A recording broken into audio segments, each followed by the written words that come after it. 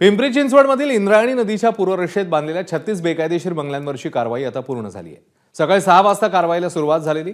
9 तासांमध्ये सगळे बंगले जमीनदोस्त करण्यात आले। रिव्हर विला प्रोजेक्टमध्ये एकूण 36 बंगले आहेत, त्यापैकी 29 रहिवासी न्यायालयात गेले होते।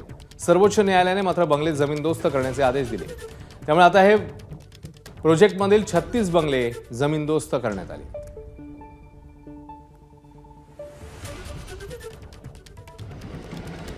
तर एकूण 36 बंगले आहेत ज्यांच्यावर कारवाईचे आदेश होते आणि त्या 36 पैकी 36 बंगल्यांना आता जमीनदोस्त करण्यात आलेलं आहे।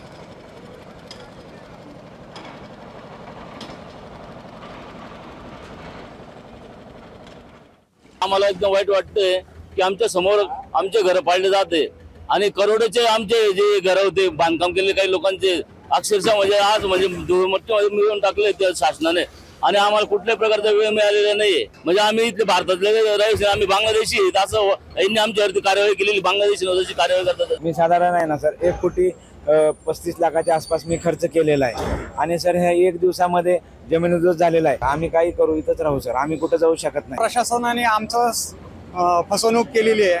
खरेदी खत केलं पहिली गोष्ट, ब्लू लाईन जर असती तर ते खरेदी खत झालंच नसतं। हे आर्झोन म्हणून आम्हाला विकण्यात आलं, त्याच्यानंतर हे प्लॉटिंग प्रॉपर बनवण्यात आलं। आमच्याकडनं 20-20 लाख रुपये प्रति गुंठा घेण्यात आलं।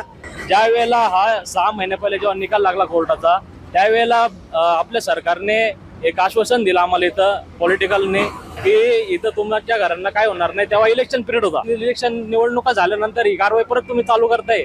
म्हणजे याच्यामध्ये नेमकं आम्ही दोषी कोणाला ठरवायचं, स्वतःला दोषी ठरवायचं काय या शासनाला प्रशासनाला दोषी ठरवायचं। एबीपी माझा, उघडा डोळे बघा नीट।